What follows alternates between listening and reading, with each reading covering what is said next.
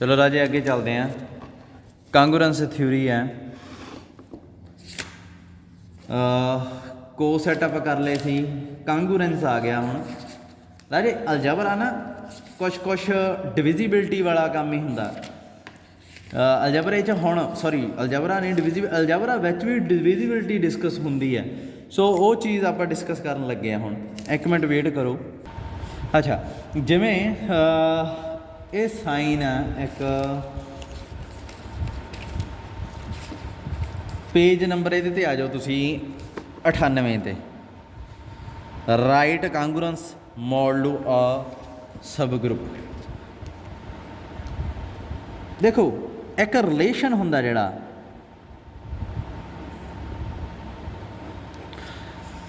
इहदे च फंक्शन, जो मैं फंक्शन की डेफिनेशन समझाई सी तुहानूं उदों मैं रिलेशन बारे भी गल कीती सी कि रिलेशन की हुंदा। बाकी आप सारे इंपॉर्टेंट प्रॉपर्टियां कर लियां, थोड़ियां ही छड्डियां तुसीं आप करोगे।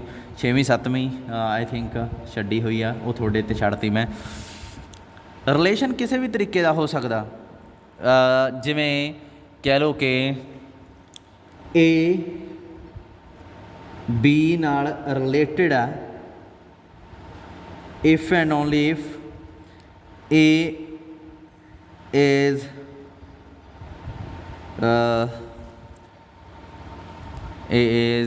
कुछ कोई भी बना लो। ए दा बी नाल रिलेशन डिफाइन कर लो। ए इज़ सीनियर लिख लो है ना, A is senior of B.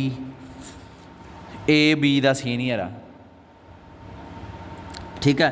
ये रिलेशन च ए नूं बी नाल रिलेटिड कहा जाऊगा। हुण ये जिहड़ा रिलेशन है ए जे बी दा सीनियर आ, मान लो ये कोई पी एन आ तो यह कोई उहदे उपर बॉस आ, पी एन दे उपर ए बॉस आ, ठीक है। ए बी नाल रिलेटिड आ। दैन इस रिलेशन नूं कई बारी आपां कई तरीकिਆਂ नाल चैक करते हैं। जिवें ए आर नाल ए आर बी है if and only if A is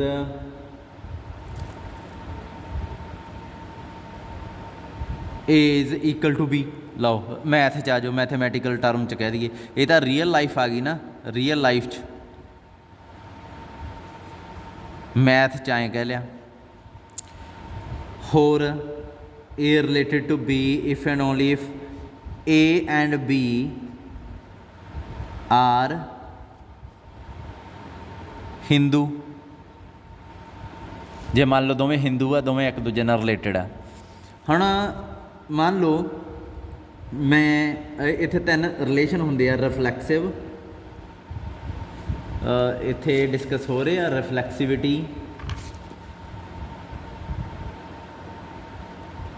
सब तो पहला, फिर सिमिट्री,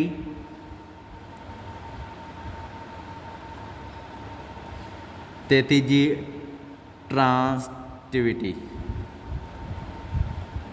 ये 3 प्रॉपर्टियां होंदियां। हरेक रिलेशन जो ये तिन्हां नूं फॉलो करदा वो इक्विवेलेंस रिलेशन हुंदा।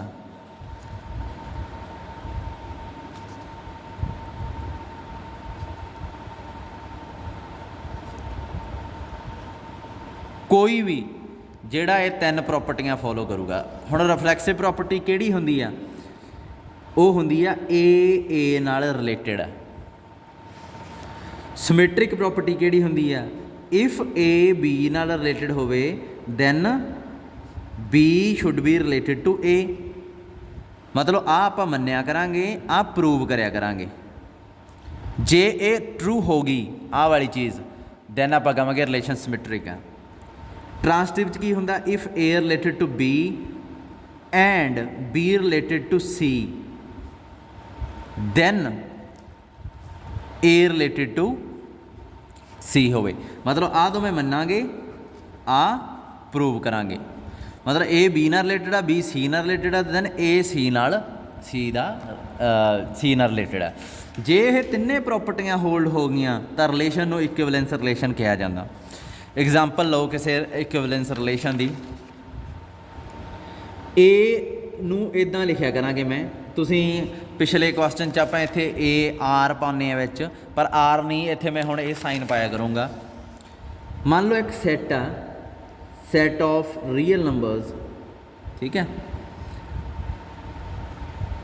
let a relation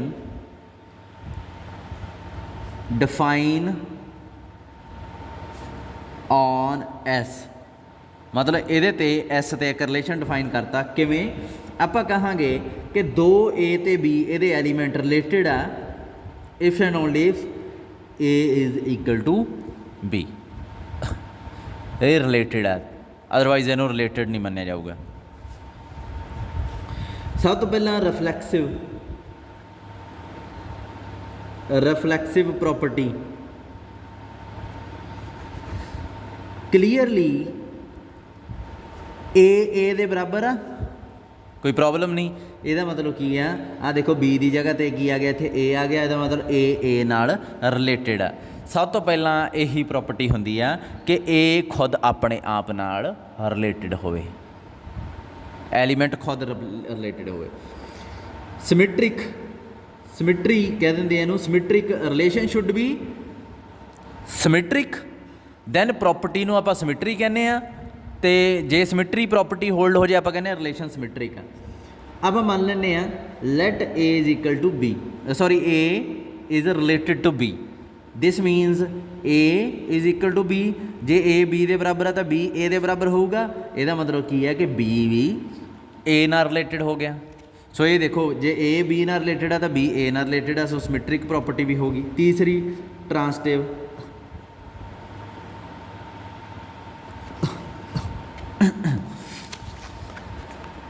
प्रॉपर्टी,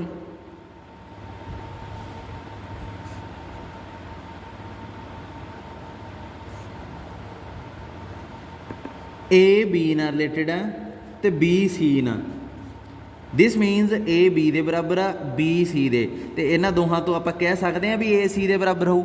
ਤੇ ਕਲੀਅਰ ਕੱਟ ਹੀ ਜਦੋਂ A C ਦੇ ਬਰਾਬਰ ਹੋ ਗਿਆ ਤੇ ਰਿਲੇਸ਼ਨ ਕੀ ਕਹਿੰਦਾ, A ਆ ਜਿਹੜਾ ਉਹ C ਨਾਲ ਰਿਲੇਟਡ ਹੋ ਗਿਆ। ਬਸ ਆਪਾਂ ਆਹ ਚੀਜ਼ ਦੇਖਣੀ ਆ, ਜਦੋਂ ਇਹ ਹੋ ਗਈ ਤਾਂ ਇਹਦਾ ਮਤਲਬ A B ਨਾਲ ਰਿਲੇਟਡ ਹੋ ਗਿਆ।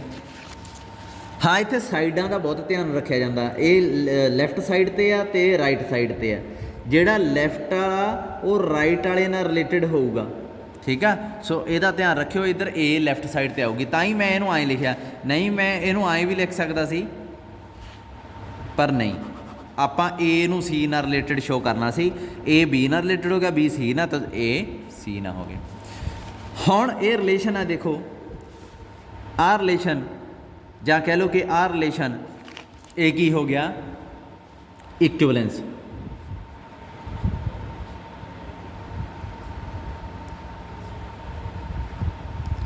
ਇਕੁਇਵਲੈਂਸ ਰਿਲੇਸ਼ਨ ਹੋਣ ਨਾਲ ਕੀ ਹੋ ਗਿਆ, ਆਪਣੇ ਕੋਲੇ ਫਾਇਦਾ ਕੀ ਹੋਇਆ।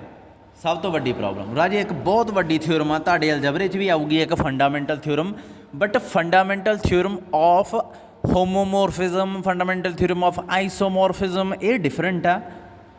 ਇੱਕ ਥਿਊਰਮ ਆ ਜਿਹੜੀ ਤੁਹਾਡੇ ਕਿਤਾਬ 'ਚ ਹੈ ਹੀ ਨਹੀਂ ਅਤੇ ਤੁਹਾਡੇ ਸਿਲੇਬਸ 'ਚ ਉਹ ਆਉਣੀ ਵੀ ਨਹੀਂ, ਇਨਫੈਕਟ ਉਹ MSc ਦੇ ਸਿਲੇਬਸ 'ਚ ਵੀ ਨਹੀਂ ਆਉਣੀ। ਉਸ ਥਿਊਰਮ ਦਾ ਨਾਮ ਹੈਗਾ fundamental theorem on relations, fundamental theorem on equivalence relation, ਇਹ ਉਹਦਾ ਪੂਰਾ ਨਾਂ।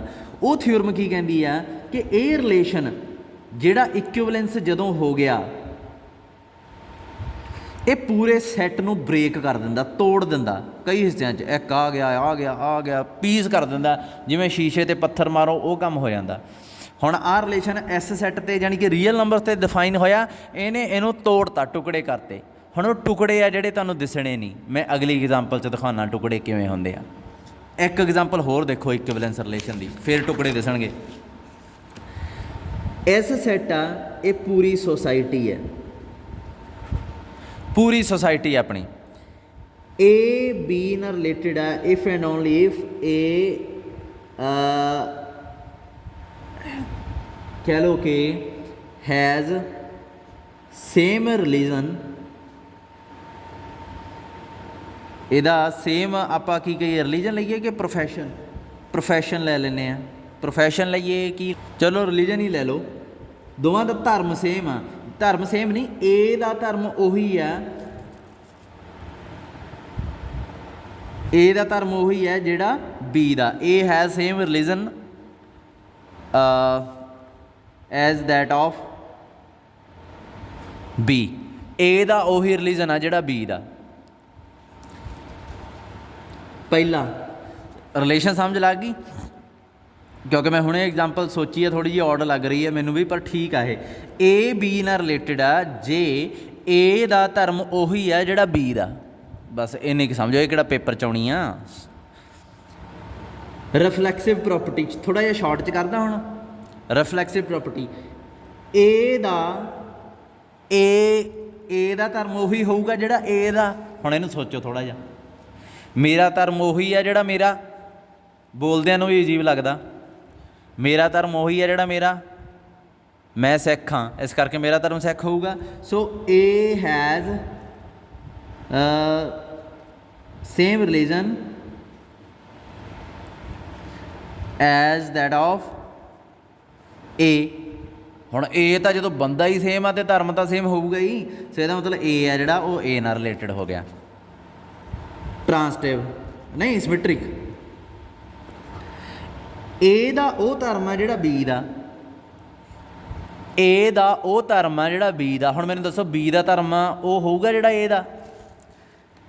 ਮੰਨ ਲਓ ਬੀ ਹਿੰਦੂ ਆ, ਮੈਂ ਇੱਥੇ ਹੀ ਕਹਿਤਾ ਏ ਦਾ ਉਹੀ ਧਰਮ ਆ ਜੋ ਬੀ ਦਾ। ਸੋ ਇਹਦਾ ਮਤਲਬ ਏ ਵੀ ਕੀ ਹੋਊਗਾ, ਹਿੰਦੂ। ਸੋ ਇੱਥੇ ਮੈਂ ਇਹ ਲਿਖ ਸਕਦਾ ਕਿ ਬੀ ਦਾ ਉਹੀ ਧਰਮ ਆ ਜਿਹੜਾ ਏ ਦਾ। ਅਸਲ 'ਚ ਆਪਾਂ ਨੂੰ ਇੱਥੇ ਹੀ ਕਲੀਅਰ ਹੋ ਗਿਆ ਵੀ ਦੋਵੇਂ ਹਿੰਦੂ ਆ।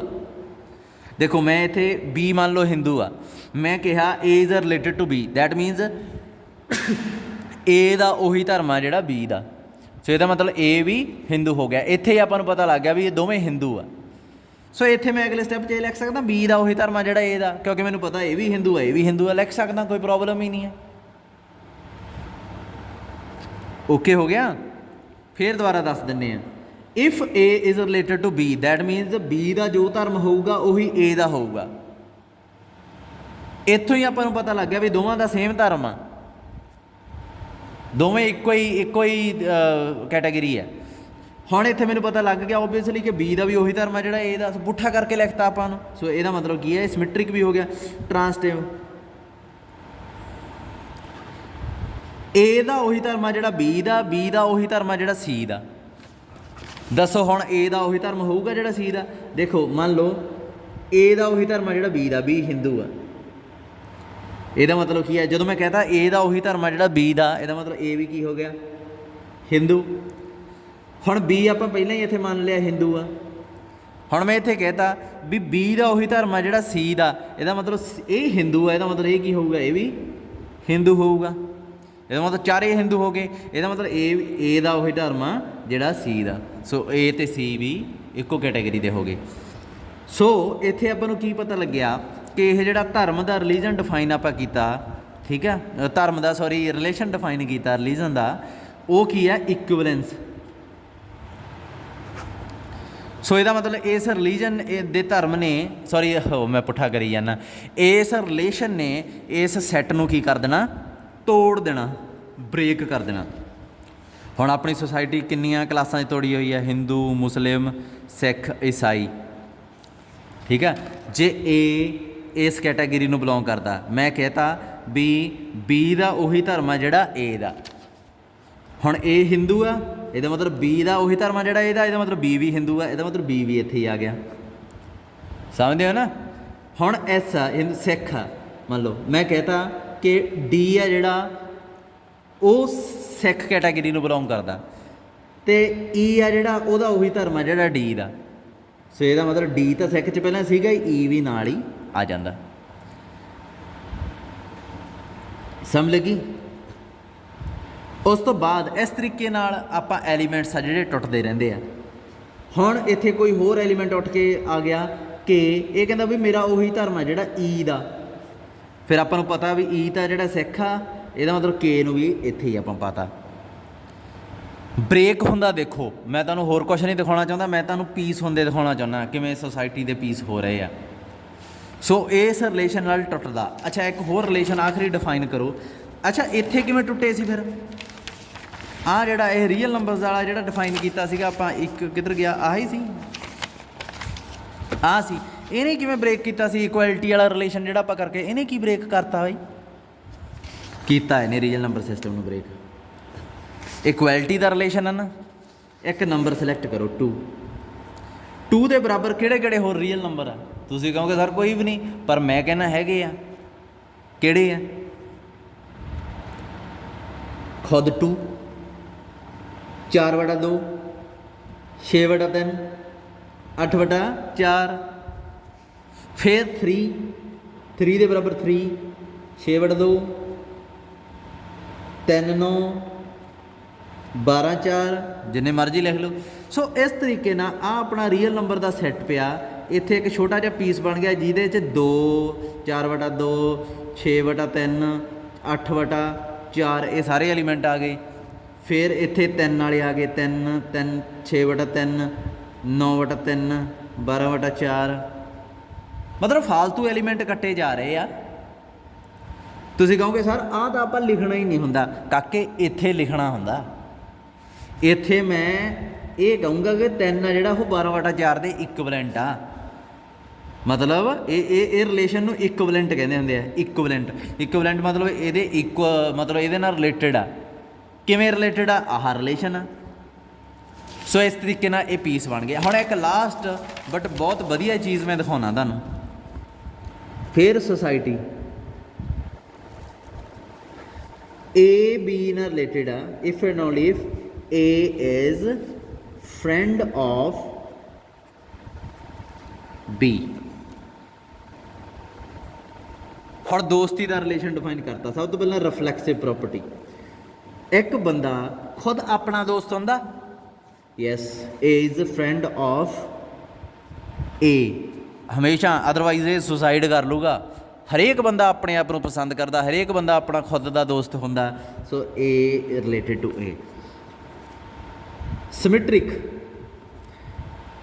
If A is a friend of B, जे ए बी का दोस्त है तो बी ए का दोस्त होगा? हमेशा होगा? नहीं। बहुत लोग मतलब ही तुरे फिरते इत्थे। सो हो सकता ए बी का दोस्त हो तो बी ਉਹਦਾ ਦੋਸਤ ਨਾ ਹੋਵੇ, कोई पैसे मारा ਜਾਂ ਕਿਸੇ ਦੁਸ਼ਮਣੀ ਕੱਢਣ ਨੂੰ ਉਹਦਾ ਦੋਸਤ ਦਿਖਾਵਾ ਕਰ ਰਿਹਾ। ਸੋ ए बी ਦਾ ਦੋਸਤ ਆ। It is possible. So if A is a friend of B, A is a friend of B, it is possible that B is not, B may not be a friend of A। शायद B ਉਹਦਾ friend ना ਹੋਵੇ A ਦਾ। सो ਇਹਦਾ मतलब ਇਹ ਜ਼ਰੂਰੀ ਨਹੀਂ ਹਮੇਸ਼ਾ ਵੀ A B ਦਾ फ्रेंड है तो B भी A ਦਾ फ्रेंड हो। सो ਇਹਦਾ मतलब ਕੀ ਹੋ ਗਿਆ ਹੈ? Not symmetric.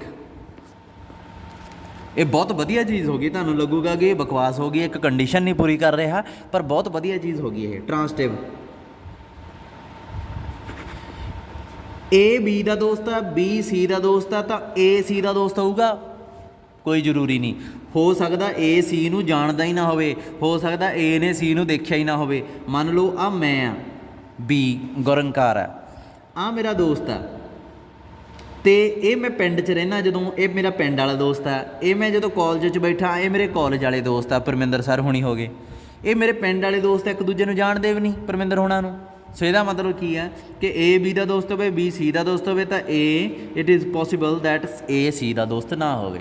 सो दो प्रॉपर्टियां इत्थे होल्ड नहीं हुई, एक ही हुई रिफ्लैक्सिव। ਇਹਦਾ मतलब की है? Not equivalent, not equivalence relation. ये इक्विवेलेंस रिलेशन नहीं रहा। सो ਇਹਦਾ मतलब की है कि दोस्ती का रिलेशन है जिहड़ा सोसाइटी नूं तोड़ नहीं सकता। कितनी वधिया चीज़ है ये, समझते हो? रिलीजन है जिहड़ा धर्म आ, धर्म के रिलेशन ने सोसाइटी नूं 4-5 हिस्सों च ब्रेक करता। दोस्ती का रिलेशन है जिहड़ा वो नहीं तोड़दा। कितनी वधिया चीज़ है ये। तुसीं देखो जे ये तोड़दा हुंदा तां किहो जी सोसाइटी होनी सी। मैं तुहानूं हुणे दिखाना टुटनी किवें सी। ते अजकल ये चीज़ हो भी रही है। मान लो ए बी का दोस्त आ, A is a friend of B, तो एक मान लो यह जी सोसाइटी है जिथे ए बी का दोस्त है तो बी भी ए का दोस्त हुंदा। देखिया कितना ट्रू, बहुत वधिया चीज़ है। ए तो बी दोवें इकट्ठे रहिंदे आ, घुले मिले सारा दिन, बस ए वास्ते जो हैगा बी आ, बी वास्ते जो हैगा ए है। ਇਹਨਾਂ ਨੂੰ ਤੀਜੇ ਬੰਦੇ ਨਾਲ ਮਤਲਬ ਹੀ ਨਹੀਂ, ਕੋਈ ਲੈਣਾ ਦੇਣਾ ਹੀ ਨਹੀਂ। ਦੇਖੋ ਆਹ ਚੀਜ਼ ਫਿਰ ਇਹ ਕੀ ਹੈ, ਦੋਵੇਂ ਇਕੱਠੇ ਹੋ ਗਏ ਸੀਗੇ। ਅੱਗੇ ਏ ਬੀ ਦਾ ਦੋਸਤ ਆ ਅਤੇ ਬੀ ਗਾ ਸੀ ਦਾ ਦੋਸਤ ਆ, ਦੈਨ ਏ ਸੀ ਦਾ ਦੋਸਤ ਆ। ਇਹ ਚੇਨ ਆ ਜਿਹੜੀ ਰਾਜੇ, ਸਭ ਤੋਂ ਪਹਿਲਾਂ ਇਹਨੂੰ ਕੰਟਰਾਡਿਕਟ ਕਰੀ ਜਾਂਦੀ ਹੈ। ਤੁਸੀਂ ਇੱਕ ਚੀਜ਼ ਨੂੰ ਥੋੜ੍ਹਾ ਜਿਹਾ ਧਿਆਨ ਨਾਲ ਦੇਖੋ। ਇੱਕ ਪਾਸੇ ਤਾਂ ਆਹ ਬੰਦਾ ਜਿਹੜਾ ਏ ਆ, ਜੇ ਨਹੀਂ ਵੀ ਸਮਝ ਲੱਗੀ ਨਾ, ਆਹ ਹੁਣ ਤੋਂ ਬਾਅਦ ਜੋ ਮੈਂ ਐਕਸਪਲੇਨ ਕਰ ਰਿਹਾ ਆਹ ਚੀਜ਼ ਜੇ ਨਹੀਂ ਸਮਝ ਲੱਗ ਰਹੀ ਕੋਈ ਪ੍ਰੋਬਲਮ ਨਹੀਂ ਹੈ, ਬਸ ਇਹ ਰਿਲੇਸ਼ਨ ਨੂੰ ਸਮਝੋ ਵੀ 3 ਪ੍ਰੋਪਰਟੀਆਂ ਹੁੰਦੀਆਂ, ਇਕੁਇਵਲੈਂਸ ਰਿਲੇਸ਼ਨ ਹੋ ਗਿਆ, ਉਹਨੇ ਜਦ ਹੀ ਬ੍ਰੇਕ ਕਰ ਦੇਣਾ। ਹੁਣ ਆ ਵੈਸੇ ਹੀ ਮੈਂ ਤੁਹਾਨੂੰ ਸਮਝਾ ਰਿਹਾ, ਜੇ ਮੰਨ ਲਓ ਏ ਬੀ ਦਾ ਦੋਸਤ ਆ ਅਤੇ ਇਹ ਕੰਡੀਸ਼ਨ ਹੋਵੇ ਕਿ ਬੀ ਨੂੰ ਵੀ ਏ ਦਾ ਦੋਸਤ ਹੋਣਾ ਹੀ ਪਊਗਾ ਅਤੇ ਦੋਵਾਂ ਨੂੰ ਹੀ ਇੱਕ ਦੂਜੇ ਨਾਲ ਮਤਲਬ ਆ, ਹੋਰ ਕੋਈ ਦੁਨੀਆ ਢੱਠੇ ਖੂਹ ਝੜਕਦੀ ਜਾਵੇ। ਅਗਲਾ ਸਟੈਪ ਕੀ ਕਹਿ ਰਿਹਾ ਕਿ ਏ ਬੀ ਦਾ ਦੋਸਤ ਆ ਅਤੇ ਬੀ ਸੀ ਦਾ ਦੋਸਤ ਆ, ਇਹਦਾ ਮਤਲਬ ਇਹਨੂੰ ਸੀ ਦਾ ਦੋਸਤ ਹੋਣਾ ਪਊਗਾ। ਆਹ ਚੀਜ਼ ਆ ਜਿਹੜੀ ਇਹ ਅਲਾਓ ਨਹੀਂ ਕਰ ਰਹੀ, ਆਹ ਕਹਿੰਦੀ ਆ ਖਤਮ ਹੀ ਨਾ ਹੋ, ਇਹ ਗਾਂਹ ਦੀ ਗਾਂਹ ਵਧੀ ਚੱਲ, ਆਹ ਅਲਾਓ ਨਹੀਂ ਕਰ ਰਹੀ। ਸੋ ਇਹ ਅਲਟੀਮੇਟਲੀ ਕਲੈਸ਼ ਹੋ ਜਾਣਾ, ਕਿਉਂਕਿ ਬੀ ਆ ਜਿਹੜਾ ਉਹ ਇਹਨੂੰ ਅਲਾਓ ਨਹੀਂ ਨਾ ਕਰੂਗਾ, ਫਿਰ ਇਹ ਸੀ ਦਾ ਦੋਸਤ ਕਿਵੇਂ ਹੋ ਜਾਊਗਾ। ਸੋ ਇੱਥੇ ਅਲਟੀਮੇਟਲੀ ਬੀ ਅਤੇ ਸੀ 'ਚ ਲੜਾਈ ਹੋਊਗੀ। ਸੋ ਇਹ ਸੁਸਾਇਟੀ ਦਾ ਭਾਂਡਾ ਗੋਲ ਹੋ ਜਾਣਾ। ਸੋ ਇੱਕ ਚੀਜ਼ ਇੱਥੇ ਸਮਝਿਓ, ਦੋਸਤੀ ਦਾ ਰਿਲੇਸ਼ਨ ਬਹੁਤ ਹੀ ਵਧੀਆ, ਬਹੁਤ ਹੀ ਸੋਹਣਾ, ਆਪਣੀ ਸੁਸਾਇਟੀ ਨੂੰ ਤੋੜਦਾ ਨਹੀਂ ਹੈ।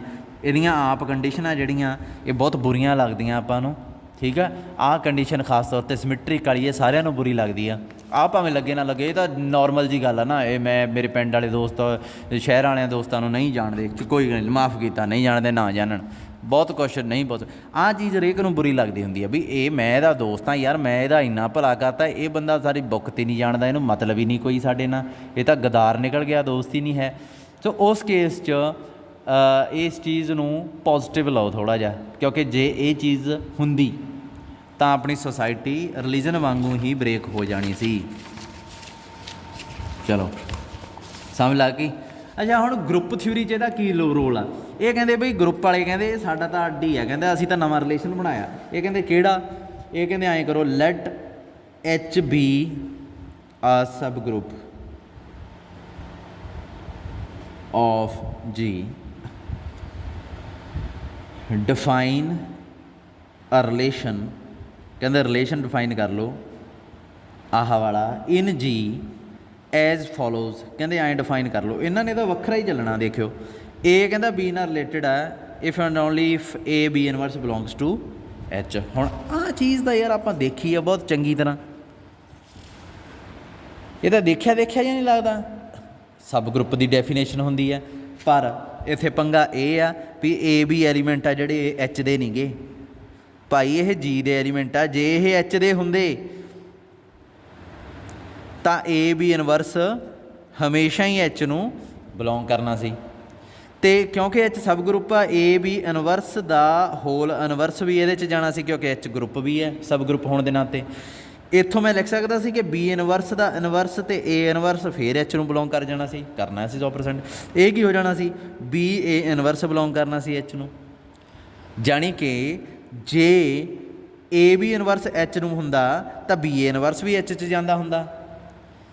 ਜੇ ਏ ਵੀ ਐਚ 'ਚ ਹੁੰਦੇ ਤਾਂ ਇਹਦਾ ਮਤਲਬ ਆਹ ਚੀਜ਼ ਹਮੇਸ਼ਾ ਹੀ ਟਰੂ ਹੋਣੀ ਸੀਗੀ ਅਤੇ ਇਹ ਦੋਵੇਂ ਹਮੇਸ਼ਾ ਹੀ ਰਿਲੇਟਡ ਹੋਣੇ ਸੀ। ਇੱਥੋਂ ਇੱਕ ਚੀਜ਼ ਪਤਾ ਲੱਗੀ ਕਿ ਐਚ ਦੇ ਅੰਦਰ ਜਿੰਨੇ ਵੀ ਐਲੀਮੈਂਟ ਆ ਉਹ ਹਮੇਸ਼ਾ ਹੀ ਇੱਕ ਦੂਜੇ ਨਾਲ ਰਿਲੇਟਡ ਹੁੰਦੇ ਆ। ਕਿਉਂਕਿ ਏ ਬੀ ਇਨਵਰਸ ਐਚ ਨੂੰ ਬਿਲੋਂਗ ਕਰਦਾ ਹੀ ਹੁੰਦਾ। ਕੋਈ ਵੀ 2 ਐਲੀਮੈਂਟ ਐਚ ਦੇ ਲਓ, ਏ ਬੀ ਆਹ ਚੀਜ਼ ਟਰੂ ਹੋਊਗੀ, ਇਹਦਾ ਮਤਲਬ 2 ਐਲੀਮੈਂਟ ਇੱਕ ਦੂਜੇ ਨਾਲ ਰਿਲੇਟਡ ਹੋਣਗੇ। ਸੋ ਐਚ ਦੇ ਅੰਦਰ ਤਾਂ ਰਿਲੇਸ਼ਨ ਵਧੀਆ ਬਣ ਰਹੇ ਆ, ਪ੍ਰੋਬਲਮ ਆ ਬਾਹਰ ਦੇ element the. So A B ਹੈ ਜਿਹੜੇ ਇਹ 2 ਐਲੀਮੈਂਟ ਆ ਜੀ ਦੇ, ਨਾ ਕਿ ਐਚ ਦੇ, ਕਿਉਂਕਿ ਫਿਰ ਤਾਂ ਇਹਦਾ ਕੋਈ ਮਤਲਬ ਹੀ ਨਹੀਂ ਬਣਦਾ, ਇਹ ਤਾਂ ਹਮੇਸ਼ਾ ਹੀ ਰਿਲੇਟਡ ਹੋ ਗਏ। ਐਚ ਦੇ ਐਲੀਮੈਂਟ ਤਾਂ ਇੱਕ ਦੂਜੇ ਨਾਲ ਖਾਸੇ ਜੁੜੇ ਹੋਏ ਆ। ਪ੍ਰੋਬਲਮ ਆਉਂਦੀ ਹੈ ਇਹਦੇ 'ਤੇ। ਹੁਣ ਇਹ ਚੀਜ਼ ਨੂੰ ਸਮਝਣਾ, ਆਪਾਂ ਦੇਖਣਾ ਵੀ ਇਹ ਰਿਲੇਸ਼ਨ ਹੋਲਡ ਹੁੰਦਾ ਨਹੀਂ ਹੁੰਦਾ। ਰਿਫਲੈਕਸਿਵ ਪ੍ਰੋਪਰਟੀ ਸਭ ਤੋਂ ਪਹਿਲਾਂ ਇਹ ਤੋੜਦਾ। ਰਿਫਲੈਕਸਿਵ ਅਸਲੀ ਗੱਲ ਮੈਂ ਤੁਹਾਨੂੰ ਬਾਅਦ 'ਚ ਦਿਖਾਊਂਗਾ, ਹਜੇ ਰਿਲੇਸ਼ਨ ਸ਼ੋਅ ਕਰੋ। ਰਿਫਲੈਕਸਿਵ ਪ੍ਰੋਪਰਟੀ 'ਚ ਕੀ ਆ ਕਿ ਏ ਨਾਲ ਰਿਲੇਟਡ ਆ। ਦੇਖੋ ਏ ਇਨਵਰਸ ਆ ਜਿਹੜਾ ਆਇਡੈਂਟੀਟੀ ਦੇ ਬਰਾਬਰ ਹੁੰਦਾ ਅਤੇ ਆਇਡੈਂਟੀਟੀ ਐਚ ਨੂੰ ਬਿਲੋਂਗ ਕਰਦੀ ਹੈ। ਸੋ ਏ ਇਨਵਰਸ ਦਾ ਐਚ ਨੂੰ ਬਿਲੋਂਗ ਕਰ ਗਿਆ, ਇਹਦਾ ਮਤਲਬ ਏ ਰਿਲੇਟਡ ਟੂ ਏ। ਦੇਖੋ ਬੀ ਦੀ ਜਗ੍ਹਾ 'ਤੇ ਏ ਆ ਗਿਆ सो ਇਹਦਾ मतलब इधर भी बी की जगह ए आ गया, ए नाल रिलेटेड आ, रिफ्लैक्सिव प्रॉपर्टी होगी symmetric. If A is related to B, ਇਹਦਾ मतलब की है, this implies A B inverse आ ਜਿਹੜਾ ਉਹ एच ਨੂੰ बिलोंग करूगा, ਦਿੱਤਾ ਹੋਇਆ ਆਪਾਂ ਉੱਪਰ। प्रूव की करना, to prove A B, to prove B is related to A, आ चीज़ प्रूव करनी है। ये चीज़ शो करने वास्ते मैनू की शो करना पऊगा, रफ च लिखदा, इहनूं विच ना शामिल करियो। मैनू शो करना पऊगा, देखो ए की जगह ते बी की जगह ते ए बिलोंग टू एच, आ चीज़ मैनू शो करनी पऊ। देखो इत्थे ए की जगह ते बी की जगह ते ए, इत्थे भी ए की जगह ते बी की जगह ते ए, आ चीज़ मैनू शो करनी पैनी है एच च, फिर बी रिलेटेड टू ए हो जाऊगा। ये तो सौखा ही है, ਇਹਦਾ ਇਨਵਰਸ कर दो। ਇਹਦਾ ਇਨਵਰਸ ਕੀ ਹੋਊਗਾ, एच च जाऊगा, क्यों, एच इज़ सब ग्रुप, सब ग्रुप ਤਾਂ ग्रुप भी होऊगा, ग्रुप च इनवर्स वाली प्रॉपर्टी होंगी आ एलीमेंट हो गया, ਇਹਦਾ सारे ਦਾ इनवर्स ਇਹਨੂੰ बिलोंग कर गया।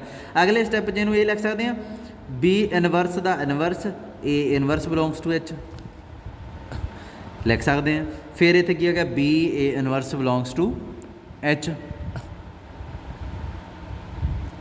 सो ਇਹਦਾ मतलब की हो गया कि प्रूव हो गया बी है ਜਿਹੜਾ ए ਨਾਲ रिलेटेड है, तो सिमेट्रिक भी हो गया। देखो ग्रुप थ्योरी कित्थों तक जाती है। ट्रांसटिव बहुत वधिया रिजल्ट है ये, पर है ये बहुत बेफालतू जा। ਜਦੋਂ ਤੁਹਾਨੂੰ ਅਸਲੀਅਤ ਦਿਖਾਈ ਨਾ, ਉਦੋਂ ਤੁਸੀਂ ਕਹੋਗੇ ਸ਼ਾਇਦ ਤੁਸੀਂ ਮੱਥੇ ਤੇ ਹੱਥ ਮਾਰੋ ਵੀ ਇਹ ਤਾਂ ਪਤਾ ਹੀ ਸੀ, ਇਹਦੇ 'ਚ ਤਾਂ ਕੁਝ ਹੈ ਹੀ ਨਹੀਂ ਕਰਨ ਨੂੰ।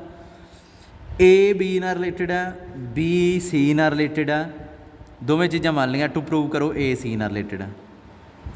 ਹੁਣ ਇਹਦੇ ਵਾਸਤੇ ਕੀ ਹੈ, ਇੱਥੋਂ ਮੇਰੇ ਕੋਲ ਆ ਗਿਆ ਕਿ ए बी ਇਨਵਰਸ ਬਿਲੋਂਗ ਕਰਦਾ एच ਨੂੰ, ਇੱਥੋਂ ਕੀ ਆ ਗਿਆ B C ਇਨਵਰਸ ਬਿਲੋਂਗ ਕਰਦਾ एच ਨੂੰ। ਪ੍ਰੂਵ ਕੀ ਕਰਨਾ, ਆਹਾ A C ਇਨਵਰਸ ਬਿਲੋਂਗ ਕਰਦਾ एच ਨੂੰ। ਇਹਦੇ ਵਿੱਚ ਕੀ ਆ H ਦਾ ਐਲੀਮੈਂਟ ਆ H ਦਾ ਐਲੀਮੈਂਟ ਆ, ਦੋਵਾਂ ਦੀ ਪ੍ਰੋਡਕਟ ਕਰ ਦਿਓ। ਕਿਹਦਾ ਐਲੀਮੈਂਟ ਬਣੂਗਾ, ਇਹ ਵੀ H ਦਾ ਬਣੂਗਾ। ਦੇਖੋ B ਨਾਲ B ਕੱਟੀ ਗਈ, A C ਇਨਵਰਸ ਬਿਲੋਂਗ ਕਰ ਗਿਆ H ਨੂੰ, ਇਹਦਾ ਮਤਲਬ A ਰਿਲੇਟਡ ਟੂ C ਹੋ ਗਿਆ। ਸੋ ਇਕਵਲੈਂਸ ਰਿਲੇਸ਼ਨ ਆ ਗਿਆ, हैंस प्रूव्ड। ਹੁਣ ਇਹ ਜਿਹੜਾ ਗਰੁੱਪ ਦੇ ਉੱਪਰ ਰਿਜ਼ਲਟ ਆ, ਇਹਨੇ ਗਰੁੱਪ ਦੇ ਨਾ ਟੁਕੜੇ ਕਰਤੇ, ਪਰ ਇਹ ਟੁਕੜੇ ਆਪਾਂ ਪਹਿਲਾਂ ਵੀ ਡਿਸਕਸ ਕੀਤਾ ਸੀ, ਇੱਕ ਦਿਨ ਮੈਂ ਕੀਤੇ ਸੀ। ਉਹ ਟੁਕੜੇ ਤਾਂ ਇਹੋ ਜਿਹੇ ਸੀ, ਕੋ ਸੈੱਟ। ਹੁਣ ਆਪਾਂ ਇੱਥੇ ਪਹੁੰਚਣਾ ਵੀ ਇਹ ਟੁਕੜੇ ਤੇ ਉਹ ਟੁਕੜੇ ਸੇਮ ਆ। ਹਾਂ ਇਹ ਸੇਮ ਆ, ਦੇਖਣੇ ਆ ਵੀ ਕਿਵੇਂ।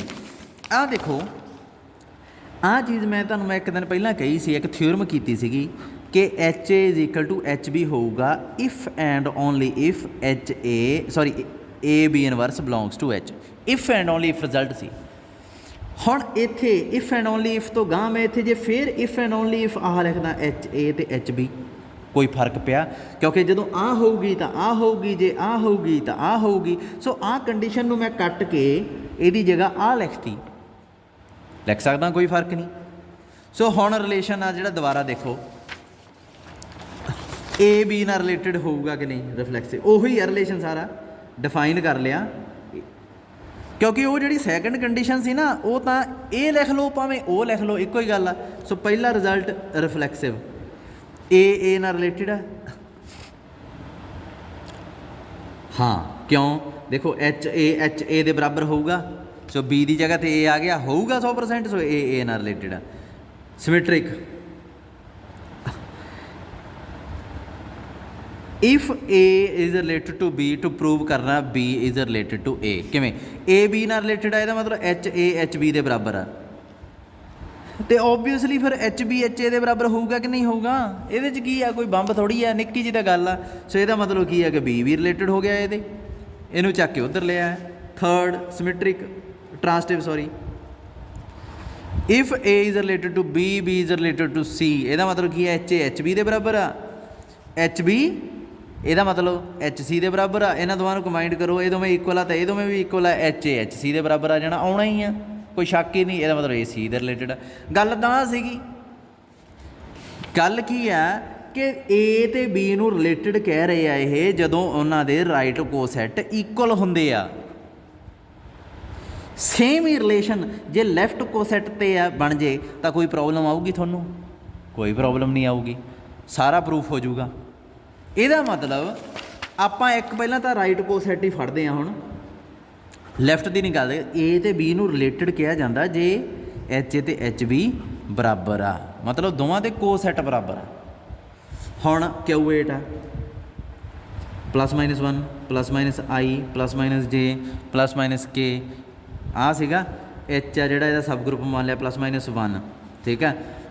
HI ਹੈ ਜਿਹੜਾ ਉਹ ਕੀ ਆਊਗਾ +- ਦੱਸੋ ਕੀ ਆਊਗਾ +-i ਇਹੀ ਆਊਗਾ। H-i ਕੀ ਆਊਗਾ +-i ਫੇਰ ਆ ਜਾਊਗਾ। ਦੇਖੋ ਇਹਨੂੰ -i ਨਾਲ ਪ੍ਰੋਡਕਟ ਕਰ ਦਿਓ, ਅੰਦਰਲੇ ਹਰੇਕ ਐਲੀਮੈਂਟ ਨੂੰ -i ਨਾਲ ਪ੍ਰੋਡਕਟ ਕਰ ਦਿਓ। ਮੈਂ ਦੱਸਿਆ ਹੋਇਆ ਕਿਵੇਂ ਬਣਾਉਣੇ ਆ ਇਹ ਦੋਵੇਂ ਇਕੁਅਲ ਆ ਗਏ। ਇਹਦਾ ਮਤਲਬ HI ਤੇ H-i ਇਕੁਅਲ ਆ। ਇਹਦਾ ਮਤਲਬ i ਆ ਜਿਹੜਾ ਇਕੁਵਲੈਂਟ ਹੋ ਗਿਆ -i ਦੇ, ਮਤਲਬ ਇਹ ਦੋਵੇਂ ਇੱਕ ਦੂਜੇ ਨਾਲ ਰਿਲੇਟਿਡ ਹੋ ਗਏ। ਸਮਝ ਲੱਗੀ। ਸਿਮਿਲਰਲੀ j ਆ ਜਿਹੜਾ -j ਦੇ ਇਕੁਵਲੈਂਟ ਹੋਊਗਾ, k -k ਦੇ ਇਕੁਵਲੈਂਟ ਹੋਊਗਾ। ਠੀਕ ਹੈ। ਇੱਦਾਂ ਹੀ ਇਕੁਵਲੈਂਟ ਵਾਲੇ ਜਿਹੜੇ ਐਲੀਮੈਂਟ ਆ, ਜਿਵੇਂ ਮੈਂ ਤੁਹਾਨੂੰ ਦੱਸਿਆ ਸੀ ਵੀ 2 ਆ ਉਹ 4/2 6/3 8/4 ਇਹ ਸਾਰੇ ਐਲੀਮੈਂਟ ਇੱਕ ਸੈੱਟ 'ਚ ਰੱਖ ਲਏ। ਰੀਅਲ ਨੰਬਰ ਆ ਵੱਡਾ ਸੈੱਟ, ਇਹਦੇ ਪੀਸ ਬਣਾ ਲਏ ਸੀ ਆਪਾਂ, ਯਾਦ ਆ 3 9/3 6/2 ਇਹ ਸਾਰੇ ਇੱਕ ਸੈੱਟ 'ਚ ਰੱਖ ਲਏ। ਇੱਦਾਂ ਰੀਅਲ ਨੰਬਰ ਦੇ ਪੀਸ ਬਣਾਏ ਸੀ। ਸੋ ਇਸ ਸੈੱਟ ਦੇ ਵੀ ਪੀਸ ਬਣਾਓ। ਦੇਖੋ i ਹੈ ਜਿਹੜਾ i ਨੂੰ ਫੋਲੋ ਕਰਨ ਵਾਲੇ ਐਲੀਮੈਂਟ ਕਿੰਨੇ ਆ -i। ਸੋ i ਤੇ -i ਦਾ ਧਰਮ ਸੇਮ ਹੋ ਗਿਆ, ਇਹਨਾਂ ਨੂੰ ਇਕੱਠੇ ਪਤਾ ਆਪਾਂ। ਫਿਰ j ਤੇ -j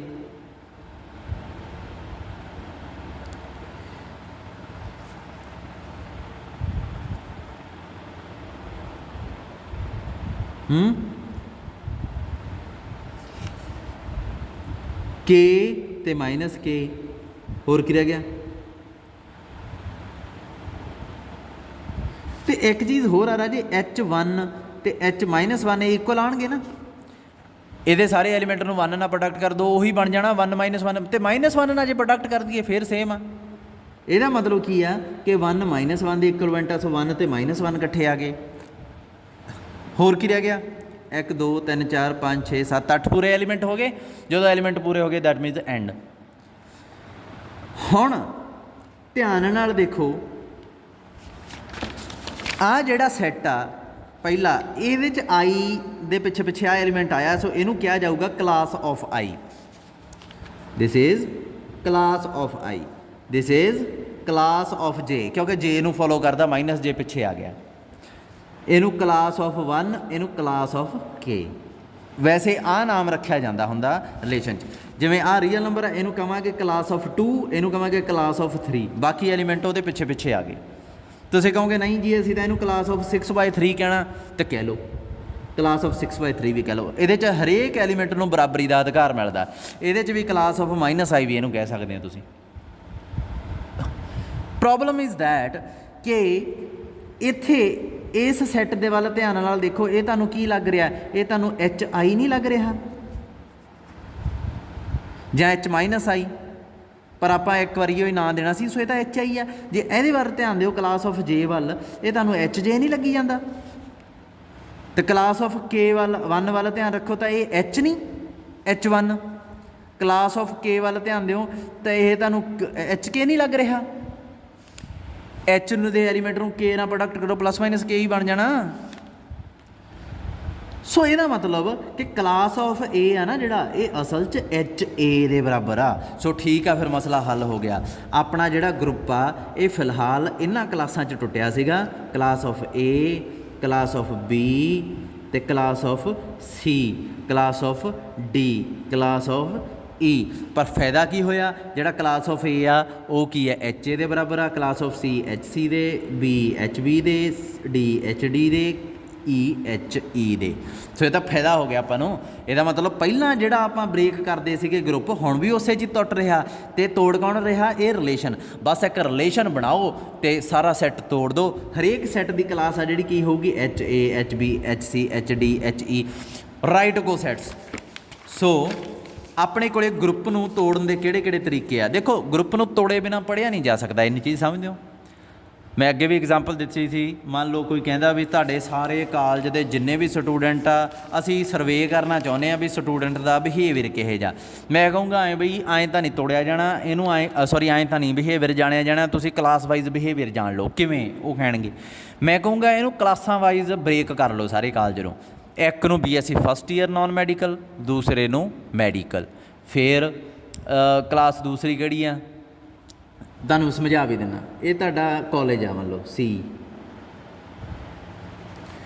A and B are related if and only if A has same syllabus